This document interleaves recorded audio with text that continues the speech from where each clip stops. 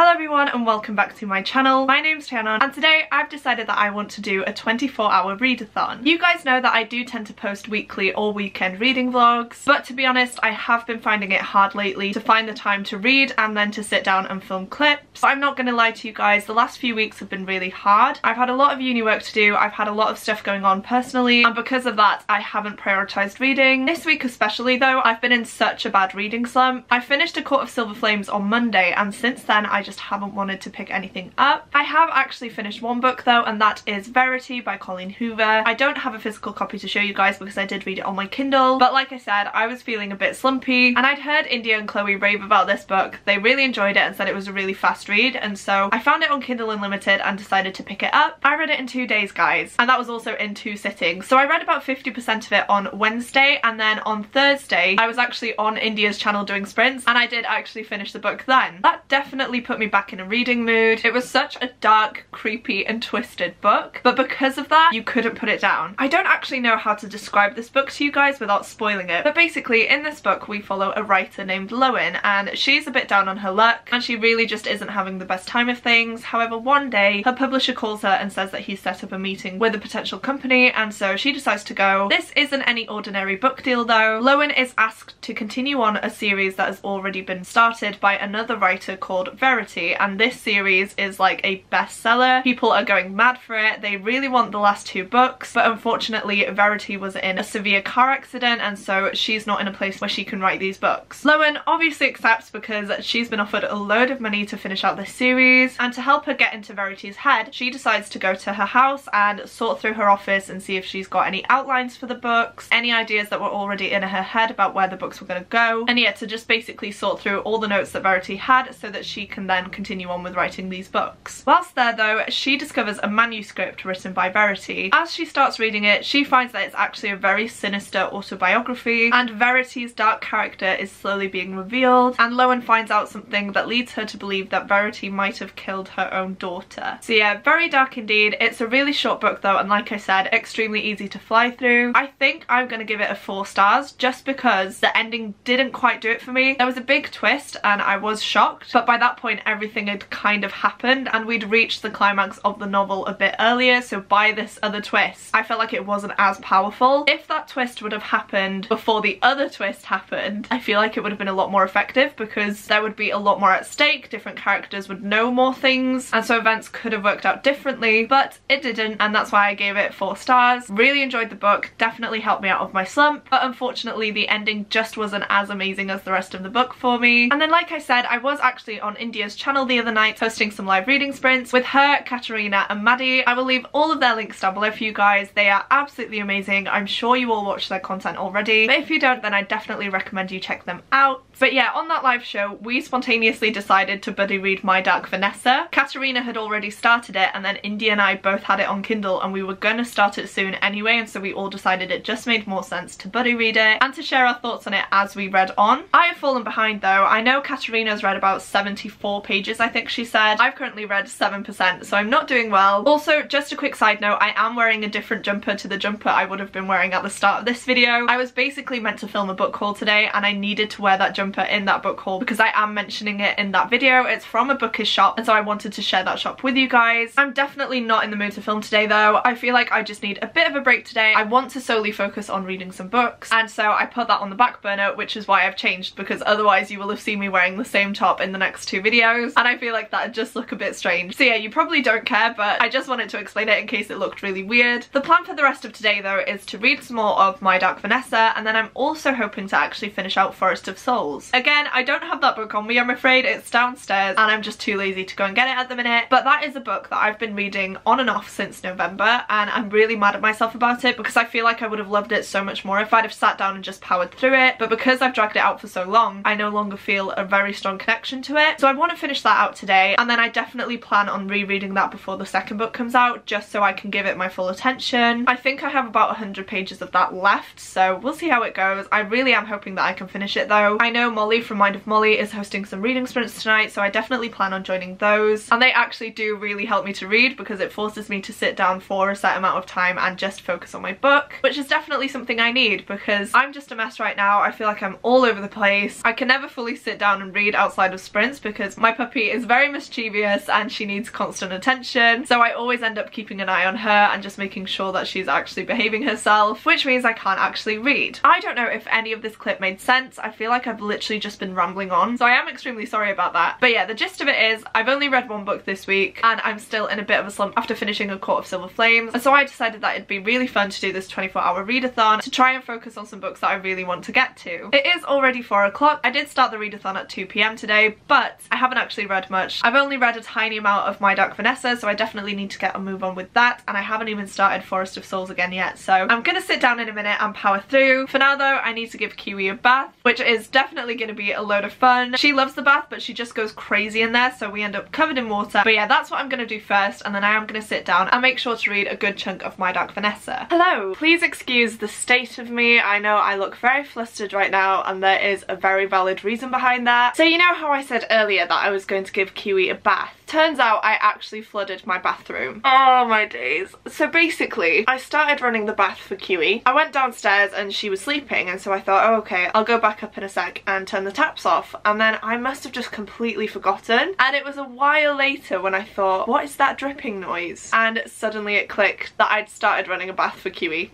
and just completely forgotten about it. As I was going up the stairs, I just saw water dripping down it, and oh my gosh, my heart just sort of sank. So I sprinted up. There's literally water everywhere, all over the floor. It's still pouring over the bath because obviously the taps are on, and yeah, it was basically just a massive nightmare. I have never ever done that before. That is the first time I've ever flooded the bath. That's the first time I've forgotten that I've ran a bath, and I honestly feel like it's just been a combination of so many things across the week that I'm just not myself today at all. I have a list of things that I could tell you that have happened today, and you will think that I'm the stupidest person ever. First off, I actually put our washing machine on without any clothes in it. Don't know why, but I thought there were clothes in it. Put it on, put the tablets in and everything, and then left it. And then obviously Tom noticed that the washing machine was on, and that's when he told me that I'd put it on without any clothes in. Next up, I took Kiwi upstairs with me as I was getting changed and stuff this morning, and she chewed through the wire for my lamp, which is obviously not great, so I've had to buy a new one of those. I've tried to upload a video about 5 times today, and every single time it keeps getting a copyright claim no matter what I do to change it, so that's been frustrating me all day as well. As you saw earlier, we were also playing outside with Kiwi, and I left for literally 2 seconds. I went to get my laptop from the other room, and when I came back she was in the cat litter. She got into that somehow, made a right mess, had to clean that up, which wasn't nice at all. Then Tom actually asked me to bring him something because he was doing his work upstairs, and I completely forgot, so an hour later he was texting me like, where's this? And then last but not least,